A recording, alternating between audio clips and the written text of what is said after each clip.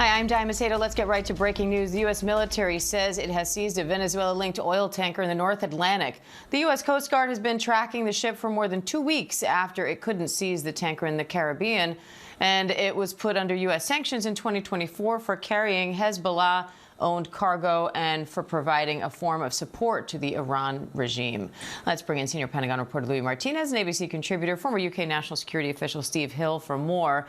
Hi, Louis. What's the latest here?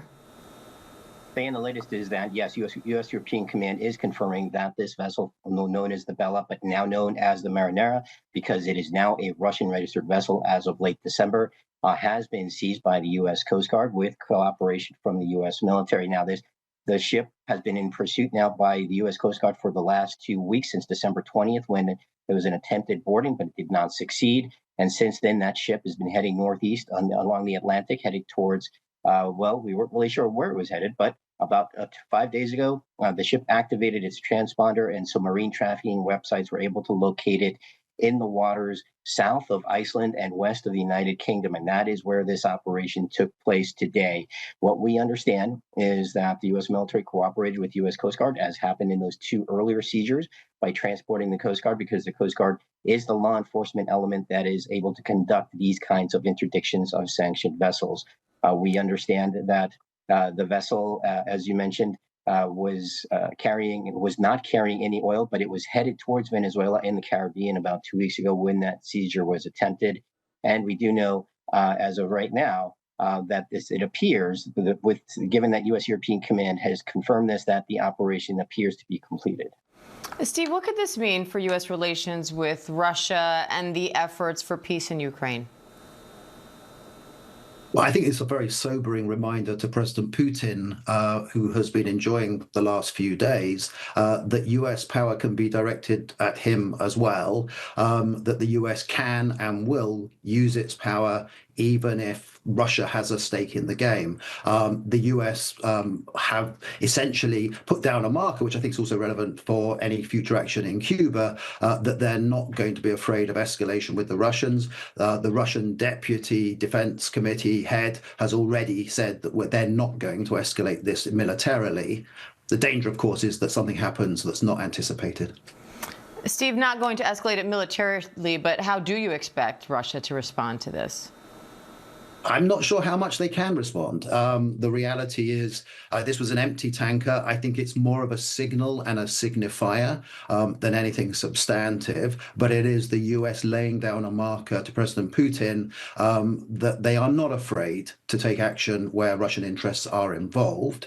Clearly, as you suggest, Diane, the read across is to Ukraine. And of course, the hope in Europe is that the president will use this sort of pressure to try and push President Putin to the negotiating table, which hitherto he hasn't been able to do. And Steve, President Trump also says Venezuela has agreed to give up 50 million barrels of oil to the U.S., but Venezuela's interim president says her country is in active resistance. So how do you square those two? I think, like many countries around the world, there are 2 audiences that are being played to here. One is the US president, and the second is a domestic audience. And of course, what we have to look at is actions rather than words. It's been very clear that that is part of the president's agenda to try and get some US reward for this, but also with a positive impact for the Venezuelan people.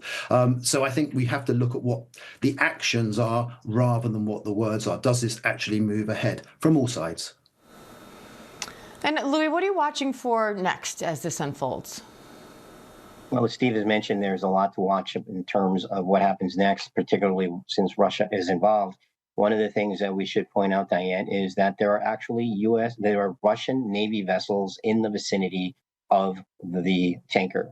It appears that over the last couple of days, those Russian vessels moved closer to the Marinera, in effect, to maybe escort it.